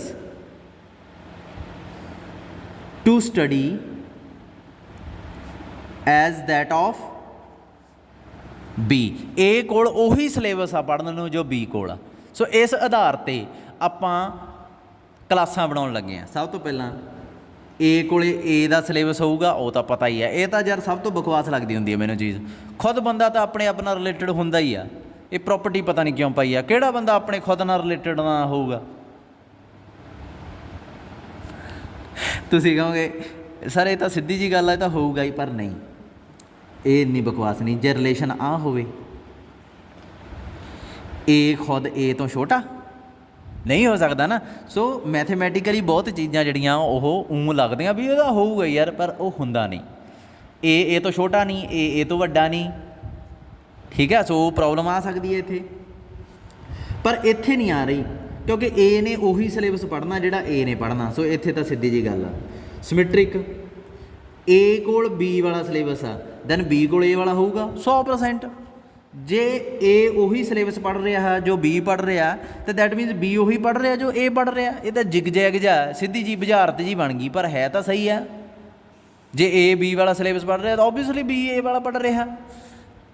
transitive A B वाला पढ़ रहा, B C वाला पढ़ रहा, ओबवियसली A तो C को सेम सिलेबस होगा। सो उस सिलेबस के आधार पर आपां क्लासां बनाणियां। क्लास ऑफ A ऐं करो, क्लास ऑफ डॉली मान लो, ये डॉली आ गई, क्लास ऑफ डॉली। ये किहड़े किहड़े एलीमेंट्स आ जिहड़े डॉली वाला सिलेबस पढ़ रहे आ। ये आ गया मान लो, मैं उही पा लिया राहुल, शिवानी, होर शाहरुख खान, ना ही चाहुंदे आ, राम, श्याम, ये आ गए। तो क्लास ऑफ जतिंदर मान लो, ये हुण MSc कैमिस्ट्री च, दैन इत्थे की आऊगा प्रिंस, अजय, ये सारे उही सिलेबस पढ़ रहे हैं जिहड़े जतिंदर पढ़ रहा। तो ओबवियसली ये एक दूजे वाला सिलेबस भी पढ़ रहे हैं। समझ लगती है। सो इस तरीके नाल मैं कहूँगा बई मैं सिलेबस के आधार पर क्लास तोड़ती है। हुण तुसीं जाओ डॉली वाली क्लास, फिर जतिंदर वाली क्लास कल्ले कल्ले स्टूडेंट का बिहेवियर जान लो। ब्रेक मैं सारा कॉलेज करता, भावें यह कट्ठ खड़ा सारा आ स्टूडेंट आई खड़े आ, कोई रूम नहीं, कोई कुछ नहीं, सारे स्टूडेंट इकट्ठे इत्थे ढेर लाया होया स्टूडेंट्स का, सारे आए लुटे पे आ है ना। यूजली जिमें होंदे आ, जिमें यह बोटैनिकल गार्डन कोले कई बारी डिगे पे होंदे आ बेहोश होए सियालां च, ये उवें पे आ। पर ईवन दैन इन्हां दीयां क्लासां बणियां होईयां, ये पीस च टुटे हुए आ। जिवें अपनी सोसाइटी के 4 धर्म 4 हिस्सों टुटे हुए आ, हिंदू सिख का गवांढी हो सकता, पर ईवन दैन 4 क्लासां हैगियां, ये उवें क्लासां टुटे हुए आ। थोड़े जे बच्चे इत्थे डॉली की क्लास वाले आ, थोड़े जतिंदर दी। जदों मैं इन्हां नूं कहा भी डॉली दे नाल दे हत्थ खड़ा करो, सारियां चों 2-4 जाने ये खड़े हो जाणगे, राहुल, शिवानी ते राम श्याम, ये खड़े हो जाणगे उठ के। That is the meaning of class. एक क्लास दे होण दा मतलब समझा रहा तुहानूं। सो मैं कह दूँगा जिहड़े 4 खड़े हो गए इन्हां दा बिहेवियर जान लो, भावें बैठे इकट्ठे ही आ। सो सेम सेंस च जिहड़ा ग्रुप आ वो आपां तोड़िया, एक रिलेशन डिफाइन किया। आ relation A B inverse belongs to H वाला, इन्हें इनू हिस्सों च तोड़ता। पहले का नाम रखा सी क्लास ऑफ A, दूसरे का नाम रखा सी क्लास ऑफ B, तीसरे का नाम रखा सी क्लास ऑफ C, फिर D तो क्लास ऑफ E रखा सी। ये कुछ एलीमेंट है, ये एलीमेंट है, ये बट होया कि क्लास ऑफ A की बन गई H A दे बराबर बन गई, आह H B दे बराबर, आ H C दे, आ H D दे, आ H E दे। तो बहुत वधिया चीज़ अपने को आ गई। सो आ रिलेशन है जिहड़ा ये क्लासां च तोड़दा, पर हरेक क्लास आ जिहड़ी वो की हुंदी आ ਰਾਈਟ ਕੋਸੈਟਸ। ਜੀ ਨੂੰ ਬ੍ਰੇਕ ਕਰਦਾ ਕਿਹਦੇ 'ਚ? ਰਾਈਟ ਕੋਸੈਟਸ ਵਿੱਚ ਬ੍ਰੇਕ ਕਰ ਦਿੰਦਾ, ਟੁਕੜੇ ਕਰ ਦਿੰਦਾ, ਅਤੇ ਹਰੇਕ ਟੁਕੜਾ ਇੱਕ ਰਾਈਟ ਕੋਸੈਟ ਹੁੰਦਾ। ਆਹ ਰਿਲੇਸ਼ਨ ਬ੍ਰੇਕ ਕਰਦਾ। ਅਤੇ ਮੈਂ ਕਿਵੇਂ ਸਮਝਾਇਆ ਤੁਹਾਨੂੰ? ਐਗਜ਼ਾਮਪਲ ਦੇ ਕੇ ਸਮਝਾਇਆ ਵੀ ਉਹ ਟੁਕੜੇ ਬਣੇ ਆ ਐਚ ਆਈ ਅਤੇ ਕਲਾਸ ਆਫ ਆਈ ਵਾਲੀ ਐਗਜ਼ਾਮਪਲ ਦੇ ਕੇ ਸਮਝਾਇਆ ਵੀ ਇਹ ਸੇਮ ਸੀਗੇ ਐਲੀਮੈਂਟ ਇਹਨਾਂ 'ਚ। ਸੋ ਰਾਈਟ ਕੋਸੈਟ ਕਹਿ ਲਓ ਚਾਹੇ ਕਲਾਸ ਆਫ, ਹੁਣ ਆਈ ਦਾ ਰਾਈਟ ਕੋਸੈਟ ਕਹਿ ਲਓ ਚਾਹੇ ਕਲਾਸ ਆਫ ਆਈ ਕਹਿ ਲਓ, ਇੱਕੋ ਹੀ ਗੱਲ ਹੋਊਗੀ ਅੱਗੇ ਤੋਂ। ਇਹ ਧਿਆਨ ਰੱਖਿਓ, class of A is equal to H A, ਇਹ ਚੀਜ਼ ਨੂੰ ਧਿਆਨ 'ਚ ਰੱਖਿਓ। ਸੋ ਰਿਲੇਸ਼ਨ ਆ ਜਿਹੜਾ ਉਹ ਕਲਾਸਾਂ 'ਚ ਹੀ ਤੋੜਦਾ ਹੁੰਦਾ, ਪਰ ਇੱਥੇ ਹੀ ਕਲਾਸ ਹੈ ਸਿਰਫ। ਹੁਣ ਜੇ ਤੁਸੀਂ ਕਹੋਗੇ ਸਰ ਆਹ ਰੀਅਲ ਨੰਬਰਸ ਦੀ ਗੱਲ ਕਰੋ, ਕਿੱਧਰ ਗਿਆ? ਰੀਅਲ ਨੰਬਰਸ 'ਚ ਜਿਹੜੀ ਮੈਂ ਐਗਜ਼ਾਮਪਲ ਜੀ ਲਿਖੀ ਸੀ, ਆਹ ਦੇਖੋ, ਆਹ ਐਗਜ਼ਾਮਪਲ ਲਿਖੀ ਸੀ। ਤੁਸੀਂ ਕਹੋਗੇ ਸਰ ਇਹਨੂੰ ਕਲਾਸ ਆਫ 2 ਲਿਖ ਸਕਦੇ ਹਾਂ? ਮੈਂ ਕਹੂੰਗੀ ਹਾਂ। ਫਿਰ ਇਹਨੂੰ ਕਲਾਸ ਆਫ 3 ਲਿਖ ਸਕਦੇ ਹਾਂ? ਮੈਂ ਕਹੂੰਗਾ ਹਾਂ। ਬਟ ਜਦੋਂ ਤੁਸੀਂ ਕਹੋਗੇ ਸਰ ਇਹਨੂੰ H2 ਲਿਖ ਸਕਦੇ ਹਾਂ, ਇਸ ਕਲਾਸ ਆਫ 3 ਨੂੰ H3 ਲਿਖ ਸਕਦੇ ਹਾਂ? ਮੈਂ ਕਹੂੰਗਾ ਨਹੀਂ। ਕਿਉਂ ਨਹੀਂ? ਹੁਣ ਸੋਚੋ, ਜਦੋਂ ਆਹ ਚੀਜ਼ ਕਰ ਰਹੇ ਹਾਂ, G is a group, composition ਦਿੱਤੀ ਹੈ ਨਾਲ, H is a subgroup, ਅਤੇ ਰਿਲੇਸ਼ਨ ਡਿਫਾਈਨ ਕੀਤਾ, ਉਹਦੇ 'ਚ ਸਬ ਗਰੁੱਪ ਦਾ ਰੋਲ ਕਿੱਡਾ ਵੱਡਾ। ਗਰੁੱਪ ਸਬ ਗਰੁੱਪ, ਇਹਨੂੰ ਕਹਿੰਦੇ ਆ ਗਰੁੱਪ ਥਿਊਰੀ। ਜਿਹੜੀ ਆਹ ਵਾ ਇਹਨੂੰ ਕਹਿੰਦੇ ਆ ਸੈੱਟ ਥਿਊਰੀ। ਇਹਦੇ 'ਚ ਕਲਾਸ ਆਫ 3 ਹੈ ਜਿਹੜਾ, ਉਹ ਕਲਾਸ ਆਫ 3 ਰਹੂਗਾ। ਐਚ ਨਾਂ ਦੀ ਕੋਈ ਚੀਜ਼ ਹੀ ਨਹੀਂ ਦੱਸੀ ਮੈਂ ਇੱਥੇ। ਕਿਹੜਾ ਦੱਸਿਆ? ਰੀਅਲ ਨੰਬਰ 'ਚ ਐਚ ਸਬ ਗਰੁੱਪ ਆ ਇਹਦਾ। ਮੈਂ ਤਾਂ ਇਹੀ ਨਹੀਂ ਕਿਹਾ ਵੀ ਐਚ ਗਰੁੱਪ ਆ, ਆਰ ਗਰੁੱਪ ਆ। ਮੈਂ ਤਾਂ ਇਹਦੀ ਕੰਪੋਜੀਸ਼ਨ ਹੀ ਨਹੀਂ ਦੱਸੀ ਤੁਹਾਨੂੰ। ਇੱਥੇ ਗਰੁੱਪ ਕਿੱਥੇ ਆ ਗਿਆ, ਇੱਥੇ ਸਬ ਗਰੁੱਪ ਕਿੱਥੇ ਆ ਗਿਆ, ਫਿਰ ਇੱਥੇ ਰਾਈਟ ਕੋਸੈਟ ਕਿਵੇਂ ਆ ਜਾਣਗੇ? ਸੈੱਟ ਥਿਊਰੀ 'ਚ ਆਪਾਂ ਨਹੀਂ ਲਿਖਦੇ, ਗਰੁੱਪ ਥਿਊਰੀ 'ਚ ਆਪਾਂ ਲਿਖਦੇ ਹਾਂ। ਜਿੱਥੇ ਸੈੱਟ ਨੂੰ ਇੱਕ ਪਾਸੇ ਦੇਖੋ, ਇੱਕ ਪਾਸੇ ਸੈੱਟ ਨੂੰ ਤੋੜਿਆ ਗਿਆ, ਫਰਕ ਸਮਝੋ, ਇੱਕ ਪਾਸੇ ਗਰੁੱਪ ਨੂੰ ਤੋੜਿਆ ਗਿਆ। ਕਲਾਸਾਂ ਇਹਦੇ 'ਚ ਵੀ ਬਣ ਗਈਆਂ, ਕਲਾਸਾਂ ਇਹਦੇ 'ਚ ਵੀ ਬਣ ਗਈਆਂ, ਕਿਉਂਕਿ ਇਹ ਗਰੁੱਪ ਆ ਅਤੇ ਇਹਨੂੰ ਸਬ ਗਰੁੱਪ ਦੀ ਹੈਲਪ ਨਾਲ ਤੋੜਿਆ, ਤਾਂ ਕਲਾਸ ਆਫ ਏ ਆ ਜਿਹੜਾ ਐਚ ਏ ਦੇ ਬਰਾਬਰ ਆਊਗੀ। ਇੱਥੇ ਤਾਂ ਆਪਾਂ ਨੂੰ ਇਹੀ ਨਹੀਂ ਪਤਾ ਇਹ ਗਰੁੱਪ ਹੈ ਕਿ ਨਹੀਂ, ਇਹਦਾ ਸਬ ਗਰੁੱਪ ਸਵਾਹ ਲੱਭਾਂਗੇ, ਇਹਦੇ 'ਚ ਰਿਲੇਸ਼ਨ ਸਵਾਹ ਡਿਫਾਈਨ ਕਰਾਂਗੇ, ਅਤੇ ਰਿਲੇਸ਼ਨ ਕੀ ਸਬ ਗਰੁੱਪ ਦੀ ਹੈਲਪ ਨਾਲ ਡਿਫਾਈਨ ਹੋਇਆ? ਨਹੀਂ। ਕਿੱਥੇ ਸਬ ਗਰੁੱਪ ਦੀ ਹੈਲਪ ਨਾਲ ਡਿਫਾਈਨ ਹੋਇਆ? ਇੱਥੇ ਤਾਂ ਇਕੁਐਲਿਟੀ ਵਾਲਾ ਰਿਲੇਸ਼ਨ ਸੀਗਾ ਇਹ। ਸਬ ਗਰੁੱਪ ਦਾ ਕਿੱਥੇ ਆਇਆ ਜੇਕਰ ਇੱਥੇ? ਇੱਥੇ ਮੈਂ ਕਿਤੇ ਐਂ ਲਿਖਿਆ ਸੀ A B inverse belongs to H? ਨਾ, ਇਕੁਐਲਿਟੀ ਆ। ਸਬ ਗਰੁੱਪ ਦਾ ਤਾਂ ਜ਼ਿਕਰ ਹੀ ਨਹੀਂ ਸੀ, ਇੱਥੇ ਆਪਾਂ ਨਹੀਂ ਲਿਖ ਸਕਦੇ। ਸਮਝ ਲੱਗੀ? Group theory is not equal to set theory, ਇਹ ਯਾਦ ਰੱਖਿਓ। ਹਜੇ ਸੈੱਟ ਥਿਊਰੀ ਆ ਗਈ, ਫਿਰ ਗਰੁੱਪ ਥਿਊਰੀ ਆ ਗਈ, ਉਸ ਤੋਂ ਬਾਅਦ ਰਿੰਗ ਥਿਊਰੀ ਆਉਣੀ ਆ, ਉਹ ਵੀ ਅੱਡ ਦੀ ਹੁੰਦੀ ਆ। ਫਿਰ ਉਸ ਤੋਂ ਬਾਅਦ ਫੀਲਡ ਥਿਊਰੀ ਆਉਣੀ ਆ, ਉਹ ਵੀ ਅਲੱਗ ਹੁੰਦੀ ਆ। ਉਸ ਤੋਂ ਬਾਅਦ ਵੈਕਟਰ ਸਪੇਸਿਸ ਆਉਣੇ ਆ, ਉਹ ਵੀ ਅੱਡ ਹੁੰਦੇ ਆ। ਪਰ ਇਹ ਆਉਣੇ ਹੌਲੀ ਹੌਲੀ ਆ, ਅਗਲੇ ਸਮੈਸਟਰ 'ਚ ਆਉਣਗੇ, ਥੋੜ੍ਹੇ ਜਿਹੇ MSc 'ਚ ਆਉਣਗੇ, ਥੋੜ੍ਹੇ ਜਿਹੇ। ਸੋ ਸੈੱਟ ਥਿਊਰੀ ਤੋਂ ਹੁਣ ਗਰੁੱਪ ਥਿਊਰੀ 'ਚ ਮੂਵ ਹੋ ਗਏ ਆਪਾਂ। ਮੈਨੂੰ ਲੱਗਦਾ ਇੰਨੀ ਕੁ ਚੀਜ਼ ਸਮਝ ਲੱਗ ਗਈ ਹੋਣੀ ਆ ਤੁਹਾਨੂੰ। ਜਿਹੜਾ ਇੱਕ ਰਿਲੇਸ਼ਨ ਡਿਫਾਈਨ ਇਹਨਾਂ ਨੇ ਕੀਤਾ, ਉਸ ਰਿਲੇਸ਼ਨ ਨੂੰ ਲਿਖਦੇ ਕਿਵੇਂ ਆ ਇਹ? ਆਹ ਦੇਖੋ, ਹੁਣ ਆਹ ਡੈਫੀਨੇਸ਼ਨ ਨੂੰ ਯਾਦ ਰੱਖਿਓ, ਮੈਂ ਲਿਖਣ ਲੱਗਾ। G group, H subgroup, relation define ਕਰ ਲਿਆ A related to B if and only if A B inverse belongs to H। ਇਹਨੂੰ ਕਹਿੰਦੇ ਆ A ਇਜ਼, ਸਿਰਫ ਇਸ ਨੂੰ, ਸਿਰਫ ਇਸ ਰਿਲੇਸ਼ਨ ਨੂੰ ਇੱਥੇ ਲਓ ਸਟਾਰ ਪਾਤਾ, ਸਿਰਫ ਇਸ ਰਿਲੇਸ਼ਨ ਦੀ ਗੱਲ ਕਰਦਾ। ਇਸ ਤੋਂ ਇਲਾਵਾ ਜਿੰਨੇ ਵੀ ਰਿਲੇਸ਼ਨ ਆ ਉਹਨਾਂ ਵਾਸਤੇ ਇਹ ਨੋਟੇਸ਼ਨ ਨਹੀਂ ਵਰਤਣੀ। ਸਿਰਫ ਸਬ ਗਰੁੱਪ ਆ, ਇਹ ਗਰੁੱਪ ਆ, ਇਹ AB ਇਨਵਰਸ ਵਾਲਾ ਰਿਲੇਸ਼ਨ ਆ, ਉੱਥੇ ਤੁਸੀਂ ਲਿਖੋਗੇ A is right congruent, right congruent to B modulo H। A is right congruent to B modulo H। ਇਹ ਤੁਹਾਡਾ ਦੋ ਪੁਆਇੰਟ ਇਹਦੇ 'ਤੇ ਡਿਫਾਈਨ ਕੀਤਾ ਹੋਇਆ। ਆਹ ਦੇਖੋ, ਆਹ ਲਿਖਿਆ ਹੋਇਆ A is right congruent to B mod H। ਐਡੀ ਵੱਡੀ ਵਰਡਿੰਗ ਦੁਬਾਰਾ ਲਿਖਣ ਦੀ ਲੋੜ ਨਹੀਂ। ਤੁਸੀਂ ਇਹਨੂੰ ਕਿਵੇਂ ਲਿਖੋਗੇ? A is right congruent to B mod H। ਆਹ ਜਿਹੜੀ ਚੀਜ਼ ਮੈਂ ਲਿਖਤੀ ਅਤੇ ਆਹ ਜਿਹੜੀ ਐਡੀ ਵੱਡੀ ਵਰਡਿੰਗ ਲਿਖੀ ਹੋਈ ਹੈ, ਇਹਦਾ ਮਤਲਬ ਸੇਮ ਆ। ਜਦੋਂ A B ਨਾਲ ਰਿਲੇਟਡ ਹੋ ਗਿਆ ਤੁਸੀਂ ਸਿੱਧਾ ਹੀ ਲਿਖ ਦੇਣਾ A is related to B, ਯਾਨੀ ਕਿ A is right congruent to B mod H। ਹੁਣ ਇੱਥੇ ਰਾਈਟ ਕਾਹਤੋਂ ਲਿਖਿਆ? ਕਿਉਂਕਿ A B ਇਨਵਰਸ ਜਦੋਂ ਬਿਲੋਂਗ ਕਰਦਾ H ਨੂੰ then H A H B ਦੇ ਬਰਾਬਰ ਹੁੰਦੇ ਆ, ਨਾ ਕਿ A H A B H ਦੇ ਬਰਾਬਰ ਹੁੰਦਾ। ਇਹ ਨਹੀਂ ਹੁੰਦਾ। ਜੇ ਇਹ ਹੁੰਦਾ ਤਾਂ ਮੈਂ ਲੈਫਟ ਕੰਗਰੂਐਂਟ ਕਹਿਣਾ ਸੀ। ਸੋ ਲੈਫਟ ਵਾਲੀ ਦੀ ਵੀ ਡੈਫੀਨੇਸ਼ਨ ਆ ਗਈ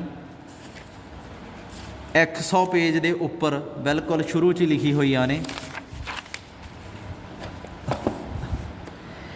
A is right congruent to B if and only if ਕੀ ਹੈ ਕਹਿੰਦਾ A ਇਨਵਰਸ ਹੋਵੇ। ਇੱਥੇ ਦੇਖੋ ਅੱਗੇ B ਇਨਵਰਸ ਸੀ, ਹੁਣ A ਦਾ ਇਨਵਰਸ ਆ। ਕਹਿੰਦਾ ਇਹਨੂੰ ਲਿਖਣਾ ਕਿਵੇਂ ਆ? ਇੱਥੇ A is left, ਇੱਥੇ L ਪਾ ਦੇਣੀ ਹੈ B mod H। ਇਹਦਾ ਮਤਲਬ ਕੀ ਆ? ਜਦੋਂ ਵੀ ਆਹ ਚੀਜ਼ ਲਿਖੀ ਆ ਜਾਂ ਆਹ ਚੀਜ਼ ਲਿਖੀ ਆ ਤਾਂ ਮਤਲਬ ਇਹੀ ਹੁੰਦਾ ਕਿ ਇਹਨਾਂ ਦੇ ਲੈਫਟ ਕੋਸੈਟ ਆ ਜਿਹੜੇ ਉਹ ਬਰਾਬਰ ਹੋਣਗੇ। A is left congruent to B mod H। ਠੀਕ ਆ, ਇਹ ਡੈਫੀਨੇਸ਼ਨ ਆ ਪੜ੍ਹ ਲਿਓ। ਹੁਣ ਲੰਗਰਾਂਜੇਜ਼ ਥਿਊਰਮ ਆ ਗਈ 2.2.6। ਇਹ ਮੋਸਟ ਇੰਪੋਰਟੈਂਟ ਥਿਊਰਮ ਆ। ਆਈ ਵੇਖੋ ਕਿੰਨੀ ਵਾਰ ਪਹਿਲਾਂ। ਦ ਆਰਡਰ ਆਫ ਈਚ ਸਬ ਗਰੁੱਪ, ਹਰੇਕ ਸਬ ਗਰੁੱਪ ਦਾ ਜਿਹੜਾ ਆਰਡਰ ਆ ਨਾ ਆਫ ਫਾਈਨਾਈਟ ਗਰੁੱਪ, ਪਹਿਲਾਂ ਤਾਂ ਗਰੁੱਪ ਫਾਈਨਾਈਟ ਹੋਵੇ, is a divisor of the group, of the order of group।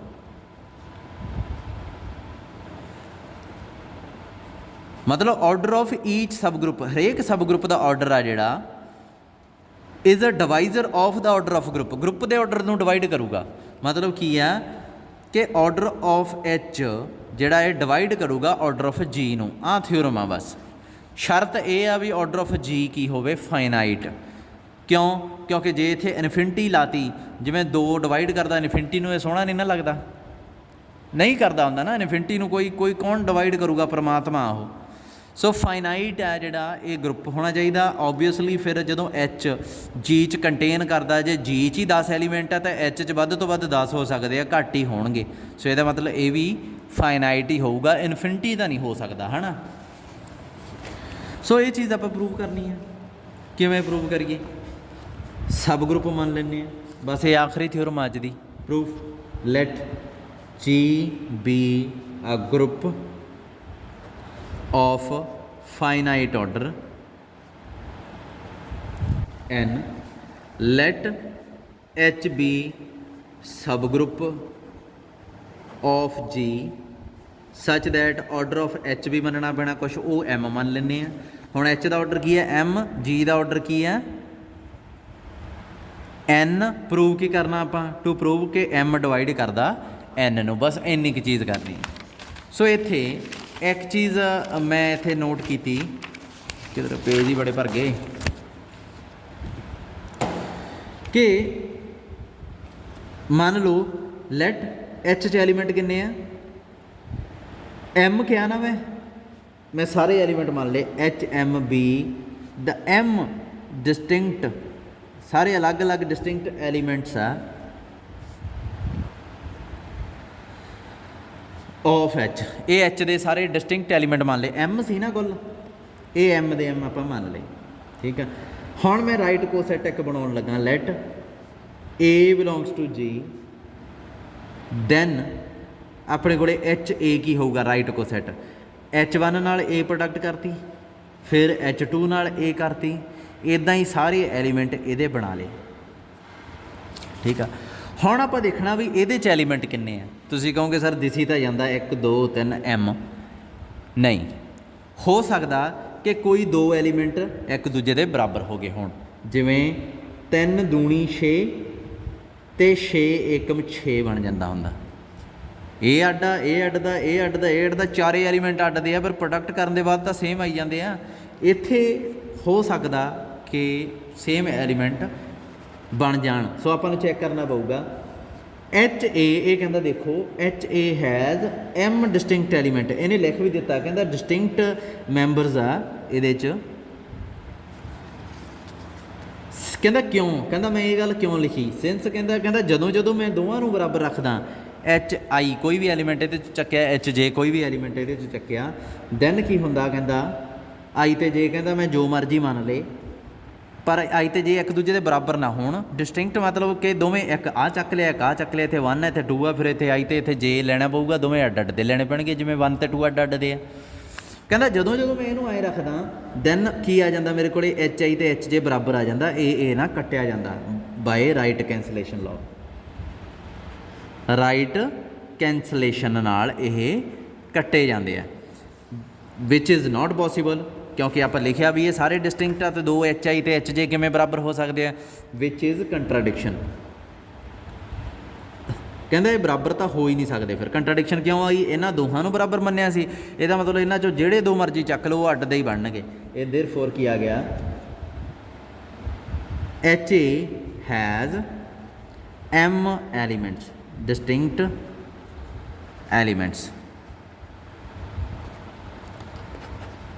ਇਹਦਾ मतलब की आ ए नाल किहड़ा अपनी कोई रिश्तेदारी सी, ए दी जगह मैं बी ले लूँगा तां भी ਉਹਦੇ 'ਚ एम एलीमेंट बनणगे, सी ले लूँगा तां भी एम एलीमेंट बनणगे। ਇਹਦਾ मतलब एनी राइट को सैट, कोई भी राइट को सैट तुसीं चकोगे of H in G has M elements. ठीक है, सो आपां देखना हुण जी च किन्ने क डिस्टिंक्ट राइट को सैट बन सकते हैं। आप मान लिया भी राइट को सैट ਜਿਹੜੇ ਹੈਗੇ ਆ, ਹੁਣ ਇੱਥੇ ਮੈਂ ਇੱਕ ਚੱਕਿਆ ਸੀਗਾ, ਹੁਣ ਮੈਨੂੰ ਕੀ ਪਤਾ ਕਿੰਨੇ ਆ, ਇੱਕ 'ਚ ਐਮ ਐਲੀਮੈਂਟ ਆ, ਹੁਣ ਮੈਨੂੰ ਇਹ ਤਾਂ ਪਤਾ ਹੀ ਨਹੀਂ ਬਈ ਕਿੰਨੇ ਕੁੱਲ ਰਾਈਟ ਕੋ ਸੈੱਟ ਹੋ ਸਕਦੇ ਆ। ਸੋ ਮੈਂ ਮੰਨ ਲਿਆ ਲੈਟ ਜੀ ਹੈਜ਼, ਤੁਸੀਂ ਇੱਥੇ ਆਹ ਪੈਰਾ ਲਿਖੋਗੇ ਆਹ ਵਾਲਾ, ये मैं पढ़ के सुनाउण लगा क्योंकि बहुत वड्डा मैं लिखना नहीं। Any two right distinct right coset of H in G are disjoint. कहते बई दो राइट को सैट कहता कोई चक लो, उन्हां च कुछ कॉमन नहीं आउंदा हुंदा। They have element in common, they do not, they have no element in common. कहता कुछ कॉमन नहीं होंदा। Since G is a finite group, कहता जी जो फाइनाइट ग्रुप आ, इसदा मतलब number of distinct coset H right coset of H in G will be finite and equal to K. ਹੁਣ ਇਹ ਕੀ ਕਹਿ ਗਿਆ देखो एक सीधी जी गल आ, ਇਹ ਕਹਿੰਦਾ ਵੀ ਦੋ ਰਾਈਟ ਕੋ ਸੈੱਟ 'ਚ ਕਿਉਂਕਿ ਕੁਛ ਕਾਮਨ ਨਹੀਂ ਆਉਂਦਾ, ਜੀ ਕੋਲੇ ਰਾਈਟ ਕੋ ਸੈੱਟ ਗਿਣਤੀ ਦੇ ਹੀ ਹੋ ਸਕਦੇ ਆ, ਇਨਫਾਈਨਾਈਟ ਨਹੀਂ ਹੋ ਸਕਦੇ। ਇਹ ਕੀ ਚੱਕਰ ਬਣਿਆ ਫਿਰ, ਦੋ ਡਿਸਟਿੰਕਟ ਰਾਈਟ ਕੋ ਸੈੱਟ 'ਚ ਕਹਿੰਦਾ ਕੁਛ ਕਾਮਨ ਨਹੀਂ ਹੁੰਦਾ, ਇਸ ਕਰਕੇ ਡਿਸਟਿੰਕਟ ਰਾਈਟ ਕੋ ਸੈੱਟ ਆ ਜਿਹੜੇ ਉਹ ਇਨਫਾਈਨਾਈਟ ਨਹੀਂ ਹੋ ਸਕਦੇ। ਮੰਨ ਲਓ ਜੇ ਮੈਂ ਕਹਾਂ ਵੀ ਇਹ HA1 HA2 HA3 up to so on infinity ਤੱਕ ਚੱਲਦੇ ਆ, ਰਾਈਟ ਕੋ ਸੈੱਟ ਆ ਜੀ ਦੇ, ਅਤੇ ਇਹ ਡਿਸਟਿੰਕਟ ਵੀ ਆ। ਇਨਫਿਨਿਟੀ ਹੋਣ ਨਾਲ ਕੋਈ ਪ੍ਰੋਬਲਮ ਨਹੀਂ ਹੈ, ਡਿਸਟਿੰਕਟ ਲਿਖਣ ਨਾਲ ਪ੍ਰੋਬਲਮ ਆ। ਕਿਉਂ? ਕਿਉਂਕਿ ਇਹਨਾਂ ਦੋਹਾਂ 'ਚ ਕੁਛ ਕਾਮਨ ਨਹੀਂ, ਇਹਨਾਂ ਦੋਹਾਂ 'ਚ ਕੁਛ ਕਾਮਨ ਨਹੀਂ, ਇਹਨਾਂ ਦੋਹਾਂ 'ਚ ਕੁਛ ਕਾਮਨ ਨਹੀਂ, ਇਹਨਾਂ 'ਚ ਕੁਛ ਕਾਮਨ ਹੈ ਹੀ ਨਹੀਂ ਕਿਸੇ 'ਚ, ਅਤੇ ਇਹ ਇਨਫਾਈਨਾਈਟੀ ਤੱਕ ਚਲੇ ਜਾਂਦੇ ਆ। ਪ੍ਰੋਬਲਮ ਕਿੱਥੇ ਆਊਗੀ? HA1 ਦੇ ਸਾਰੇ ਡਿਸਟਿੰਕਟ ਐਲੀਮੈਂਟ ਮੈਂ ਇੱਥੇ ਰੱਖ ਲਏ, HA2 ਦੇ ਇੱਥੇ ਰੱਖ ਲਏ, HA3 ਦੇ ਇੱਥੇ ਰੱਖ ਲਏ, ਇਹਨਾਂ ਦੀ ਸਾਰਿਆਂ ਦੀ ਯੂਨੀਅਨ ਕਰਤੀ। ਮੰਨ ਲਓ ਇਹਦੇ 'ਚ 3 ਆ, ਇਹਦੇ 'ਚ 4 ਆ, ਇਹਦੇ 'ਚ 2 ਆ, ਅਤੇ ਕਾਮਨ ਕੋਈ ਵੀ ਨਹੀਂ। ਜਬ ਤਾਂ ਇੱਥੇ ਆ ਨਾ, ਡਿਸਟਿੰਕਟ ਆ ਇਹ, ਕਾਮਨ ਕੁਛ ਵੀ ਨਹੀਂ। ਡਿਸਟਿੰਕਟ ਐਲੀਮੈਂਟ 'ਚ ਡਿਸਟਿੰਕਟ ਰਾਈਟ ਕੋ ਸੈੱਟ 'ਚ ਕੁਛ ਕਾਮਨ ਨਹੀਂ ਹੁੰਦਾ। ਆਪਾਂ ਥਿਓਰਮ ਕੀਤੀ ਸੀ, ਐਂਪਟੀ ਹੁੰਦੇ ਡਿਸਟਿੰਕਟ ਹੋਣ ਜਿਹੜੇ, ਜਾਂ ਜੇ ਉਹ ਡਿਸਟਿੰਕਟ ਨਹੀਂ ਗਏ ਫਿਰ ਉਹ ਇਕੁਅਲ ਹੋਣਗੇ, ਜਿਹਨਾਂ 'ਚ ਕੁਛ ਕਾਮਨ ਆਊਗਾ ਤਾਂ ਉਹ ਇਕੁਅਲ ਹੋ ਜਾਂਦੇ ਹੁੰਦੇ ਆ। ਜੇ ਉਹ ਇਕੁਅਲ ਹੋ ਹੀ ਨਹੀਂ ਸਕਦੇ ਇਹਦਾ ਮਤਲਬ ਉਹਨਾਂ 'ਚ ਕੁਛ ਕਾਮਨ ਨਹੀਂ। ਇਹਨਾਂ 'ਚ ਕੁਛ ਕਾਮਨ ਨਹੀਂ, ਆ 3 ਅੱਡਦੇ ਆ, 4 ਅੱਡਦੇ ਆ, 2 ਅੱਡਦੇ ਆ, ਇੱਦਾਂ ਹੀ ਤੁਸੀਂ ਇਨਫਿਨਿਟੀ ਤੱਕ ਯੂਨੀਅਨ ਪਾ ਲਈ, ਕਿੰਨੇ ਸੈੱਟ ਬਣ ਜਾਣਗੇ ਇਹ ਜੇ? ਭਾਵੇਂ ਇਨਫਿਨਿਟੀ ਤੱਕ ਗਾਂ A4 'ਚ ਇੱਕ ਹੀ ਆਵੇ, ਹਰੇਕ ਸੈੱਟ 'ਚ ਇੱਕ ਹੀ ਆਵੇ, ਜਦੋਂ ਤੁਸੀਂ ਹਟਣਾ ਹੀ ਨਹੀਂ ਫਿਰ ਤਾਂ ਇਨਫਾਈਨਾਈਟ ਐਲੀਮੈਂਟ ਬਣ ਜਾਣਗੇ। ਅਤੇ ਮੈਂ ਕਿਹਾ ਸੀ ਵੀ ਰਾਈਟ ਕੋ ਸੈੱਟ ਦੀ ਯੂਨੀਅਨ ਆ ਜਿਹੜੀ ਜੀ ਦੇ ਬਰਾਬਰ ਹੁੰਦੀ ਹੈ, ਇਹਦਾ ਮਤਲਬ ਜੀ 'ਚ ਤਾਂ ਇਨਫਾਈਨਾਈਟ ਐਲੀਮੈਂਟ ਆ ਜਾਣਗੇ। ਇਹਦਾ ਮਤਲਬ ਕੀ ਆ ਕਿ ਡਿਸਟਿੰਕਟ ਰਾਈਟ ਕੋ ਸੈੱਟ ਇਨਫਾਈਨਾਈਟ ਹੋ ਹੀ ਨਹੀਂ ਸਕਦੇ, ਇਹ ਫਾਈਨਾਈਟ ਹੋਣਗੇ। ਤਾਂ ਕਰਕੇ ਉਹ ਕਹਿੰਦਾ ਮੈਂ ਮੰਨ ਲਿਆ ਵੀ ਕੇ ਆ। ਲੈਟ ਹੁਣ ਆਹ ਪੋਰਸ਼ਨ ਥਿਓਰਮ 'ਚ ਨਾ ਵਿੱਚ ਲਿਖ ਦਿਓ, ਵੀਡੀਓ ਬੈਕ ਕਰਕੇ ਦੇਖ ਲਿਓ ਜੇ ਨਾ ਸਮਝ ਲੱਗੀ ਇਹ ਕੀ ਮੈਂ ਕਿਹਾ ਇੱਥੇ। HA1 HA2 HAK are distinct coset right coset, ये मान ली इन H इन G ठीक है। ਇਹਦਾ मतलब जी ਦੀ ਜਦੋਂ मैं यूनियन करूँगा ਕੀ ਆਊਗਾ order HA1 union HA2 union HAK यही ਆਊਗਾ ना। तो एक चीज़ होर आ जी च कुल एलीमेंट किन्ने होणगे ਇਹਦੇ एलीमेंट ਇਹਦੇ एलीमेंट ਇਹਦੇ एलीमेंट जोड़ लांगे। ਤੁਸੀਂ ਕਹੋਗੇ ਐਂ ਨਹੀਂ ਸਰ ਜੋੜ ਸਕਦੇ ਕਿਉਂਕਿ ਜੇ ਮੰਨ ਲਓ ਇਹਦੇ 'ਚ 3 ਆ ਇਹਦੇ 'ਚ 4 ਆ ਇਹਦੇ 'ਚ 5 ਆ ਤੁਸੀਂ ਸਾਰੇ ਜੋੜ ਲਏ ਤੇ ਜਿਹੜੇ ਕਾਮਨ ਐਲੀਮੈਂਟ ਆ ਜਿਹੜੇ ਇਹਦੇ 'ਚ ਵੀ ਆ ਤੇ ਇਹਦੇ 'ਚ ਵੀ ਆ ਉਹ ਕਿੱਧਰ ਗਏ। ਮੈਂ ਕਹੂੰਗਾ ਕਾਮਨ ਹੈ ਹੀ ਨਹੀਂ ਕੁਛ ਕਿਉਂ ਕਿਉਂਕਿ ਡਿਸਟਿੰਕਟ ਆ। ਤੁਸੀਂ ਕਹੋਗੇ ਠੀਕ ਆ ਫਿਰ ਜੋੜ ਸਕਦੇ ਆ। ਸੋ ਇਹਦਾ ਮਤਲਬ ਕੀ ਆ ਆਰਡਰ ਆਫ ਜੀ ਆ ਜਿਹੜਾ ਕੀ ਆਊਗਾ order of HA1 order of HA2 order of HAK। पर मैंने पता हरेक राइट को सैट च एलीमेंट किन्ने आ M ये किन्ने आ M ये किन्ने आ M किन्नी बार लिखांगे ये 1 2 3 अप टू सोन K। तो M नू K बार जोड़िया की बनूगा MK। So order of G की हो गया MK। हुण एक चीज़ देखो ऑर्डर ऑफ G आपां की लिया सी N आया किहदे बराबर आ MK दे। सो इत्थों मैं की लिख सकदा देखो इत्थे K आ जिहड़ा ओह की आ एक नैचुरल नंबर है ना 1 2 स्टेज स्टार्ट हुंदा। सो N बाय M की आऊगा के दे बराबर ये की है नैचुरल नंबर ਜਾਂ कह लो इंटीजर। ਇਹਦਾ मतलब M डिवाइड करता N ਨੂੰ। सो ਇਹਦਾ मतलब ऑर्डर ऑफ H की कर गया डिवाइड ऑर्डर ऑफ G ਨੂੰ। इस थ्योरम ਨੂੰ ਤੁਸੀਂ ਦੁਬਾਰਾ देखना ਦੁਬਾਰਾ देखण तो बाद लिख के देखना। जे फिर नहीं समझ लगती फिर दोबारा देखो कल ਨੂੰ देखो बार बार देखो क्योंकि ये थ्योरम थोड़ा जिहा जे ना समझ लगे तो तंग कर जाती होंदी है। ਇਹਦਾ कन्वर्स ट्रू नहीं है वो क्यों नहीं है वो आपां गां देखांगे। कन्वर्स आऊगा की ये तुसी सोचो होमवर्क समझ लो कन्वर्स की आऊगा ਇਹਦਾ कि डिस्कस कर जा। कन्वर्स की आऊगा वो कहता इत्थे इत्थे देख लो। चलो कहता जी फाइनाइट ग्रुप आ M कहता जे डिवाइड करे ग्रुप नूं तां उसे ऑर्डर का सब ग्रुप आपां नूं मिलूगा। हुण देखो आपां इत्थे की कहा सीगा कि सब ग्रुप होऊगा तो उन्होंने सब ग्रुप के कोरसपोंडिंग की मिले आपां नूं। ध्यान ना देखो जी ग्रुप H सब ग्रुप मिलिया तो जदे ही आपां नूं आपां आ चीज़ लिखती ये चीज़ लिखण नाल की मिल गया डिवाइज़र किहदा ऑफ ऑर्डर ऑफ जी का। जानी कि सब ग्रुप के मिलण नाल डिवाइज़र मिल गया कि डिवाइज़र के मिलने नाल सब ग्रुप मिलूगा। ये कन्वर्स है सब ग्रुप मिलिया सब ग्रुप तो डिवाइज़र मिल गया। डिवाइज़र किहड़ा आह कि डिवाइज़र के मिलने नाल सब ग्रुप मिलूगा। आ देखो वही चीज़ उन्हें लिखी है if G is a finite group M divide करूगा ऑर्डर ऑफ जी नूं then there exist a subgroup H of G such that order of H की होगा M किन्ना उही जिहड़ा डिवाइज़र आ उन्ना ही उहदा ऑर्डर होगा। इत्थे सेम सी ना चीज़ आ देखो जिहड़ा डिवाइज़र सीगा मान लो K सीगा डिवाइज़र तो ऑर्डर ऑफ H है जिहड़ा वो K सी तां ही K डिवाइज़र बनिया ना। ऑर्डर ऑफ H जे मान लो कि K आ तो K है जिहड़ा देखो सब तो पहला G मिलिया G तो बाद H सब ग्रुप मिलिया। सब ग्रुप का कुछ ना कुछ ऑर्डर होगा ही होगा क्योंकि ऑर्डर ऑफ H इनू डिवाइड करता इसका मतलब K है जिहड़ा वो ऑर्डर ऑफ G नू डिवाइड करन लग जूगा। K दे नाल ही आपां नू डिवाइज़र मिल गया किहदा ऑर्डर ऑफ G का। सो K डिवाइज़र मिल गया ऑर्डर ऑफ G का। देखो सब ग्रुप ने डिवाइज़र दिता जिहड़ा की आ असल च ऑर्डर इहदा H का ऑर्डर आ। सो आपां इत्थे जे अपने कोले डिवाइज़र मिल जे तां की ये दोवें प्रॉपर्टियां फॉलो करूगा। वो सब ग्रुप के मिलने नाल एक बार लास्ट वारी डिस्कस कर देना सब ग्रुप के मिलने नाल की मिलिया सब ग्रुप H के मिलने नाल की मिलिया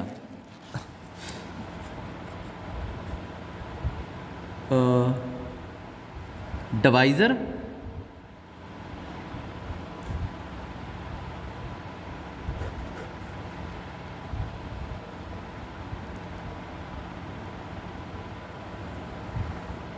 होर की आ सकता divisor such that order of H की आ उही डिवाइज़र के बराबर आ। ये चीज़ मिली सी आपां नूं है ना। जे आ चीज़ आपां नूं मिल जे डिवाइज़र मिल जे such that order of H है जिहड़ा उस डिवाइज़र के बराबर आपां मान लिया दैन H सब ग्रुप बनूगा। ਆ ਚੀਜ਼ ਆ ਡਿਵਾਈਜ਼ਰ ਤੇ ਆਹ ਦੇਖੋ ਜੇ ਮੇਰੇ ਕੋਲੇ 4 ਆ ਆਰਡਰ ਆਫ ਜੀ, ਮੈਂ 2 ਇਹਦਾ ਡਿਵਾਈਜ਼ਰ ਲੱਭ ਲਿਆ, ਮੈਂ ਕਹਤਾ ਇੱਕ ਸੈੱਟ ਵੀ ਆ ਮੈਂ ਸਰ ਚੁਣ ਕੇ ਬਣਾ ਲੈਣਾ ਜੀ ਚੋਂ 2 ਐਲੀਮੈਂਟ ਕੱਢ ਲਓ। ਮੈਂ ਕਿਹਾ ਤੁਸੀਂ ਕਹੋ ਆ ਚੱਕੋ ਸਰ ਇਹ ਤੇ ਵੀ ਤੁਸੀਂ ਮਾਰੇ ਮੇਰੇ ਵਾਲ ਚਲਾ ਕੇ ਆ 2 ਐਲੀਮੈਂਟ ਆਪਾਂ ਐਚ 'ਚ ਰੱਖ ਲਏ। ਹੁਣ ਇਹਦਾ ਆਰਡਰ ਕਿੰਨਾ 2 2 4 ਨੂੰ ਡਿਵਾਈਡ ਵੀ ਕਰਦਾ, ਹੁਣ ਐਚ ਵੀ ਲੱਭ ਗਿਆ ਤੇ ਜੀ ਦਾ ਜੀ ਵੀ ਗਰੁੱਪ ਆ। ਪਰ ਪ੍ਰੋਬਲਮ ਹਜੇ ਇਹ ਆ ਵੀ ਐਚ ਸਬ ਗਰੁੱਪ ਬਣੂਗਾ, ਆਹ ਦੇਖੋ ਨਹੀਂ ਬਣਨਾ, ਇਹਨੇ ਹਮੇਸ਼ਾ ਨਹੀਂ ਬਣਦਾ। ਧਿਆਨ ਨਾਲ ਇੱਕ ਵਾਰੀ ਇਹ ਥਿਊਰਮ ਪੜ੍ਹੋ ਫਿਰ ਤੁਹਾਨੂੰ ਕਨਵਰਸ ਸਮਝ ਲੱਗੂਗਾ। ਸਬ ਗਰੁੱਪ ਦੇ ਮਿਲਣ ਨਾਲ ਡਿਵਾਈਜ਼ਰ ਮਿਲ ਗਿਆ ਸੱਚ ਦੈਟ ਉਹ ਡਿਵਾਈਜ਼ਰ ਜਿਹੜਾ ਸਬ ਗਰੁੱਪ ਦਾ ਆਰਡਰ ਵੀ ਸੀ ਤੇ ਗਰੁੱਪ ਨੂੰ ਡਿਵਾਈਡ ਵੀ ਕਰਦਾ ਸੀ। ਹੁਣ ਮੈਂ ਇੱਥੇ ਡਿਵਾਈਜ਼ਰ ਸਿਲੈਕਟ ਕਰ ਲਿਆ, ਮੈਂ ਇਹ ਵੀ ਕਹਤਾ ਵੀ ਇਹ ਕਿਸੇ ਸੈੱਟ ਦਾ ਆਰਡਰ ਵੀ ਹੈਗਾ, ਕੀ ਉਹ ਸੈੱਟ ਸਬ ਗਰੁੱਪ ਬਣੂਗਾ? ਇਹ ਕਨਵਰਸ। ਚਲੋ ਬਾਕੀ ਕੱਲ੍ਹ ਨੂੰ ਮਿਲਦੇ ਹਾਂ, ਡਰਨ ਦੀ ਲੋੜ ਨਹੀਂ, ਥੋੜ੍ਹਾ ਜਿਹਾ ਰਿਲੈਕਸ ਰਹੋ, ਸ਼ਾਂਤ ਰਹੋ। ਜੇ ਕੁਛ ਨਹੀਂ ਵੀ ਸਮਝ ਲੱਗਦਾ ਮੈਂ ਹੈਗਾ, ਮੈਨੂੰ ਪ੍ਰੋਬਲਮ ਭੇਜ ਦਿਆ ਕਰੋ। ਥੋੜ੍ਹਾ ਜਿਹਾ ਰਿਲੈਕਸ ਰਹਿਣਾ ਪੈਂਦਾ ਹੁੰਦਾ ਗਰੁੱਪ ਥਿਊਰੀ 'ਚ, ਖਾਸ ਤੌਰ 'ਤੇ ਜਦੋਂ ਪੇਪਰ ਆਫਲਾਈਨ ਹੋਣ। ਅੱਜ ਕਮੈਂਟ ਪਾ ਦਿਓ।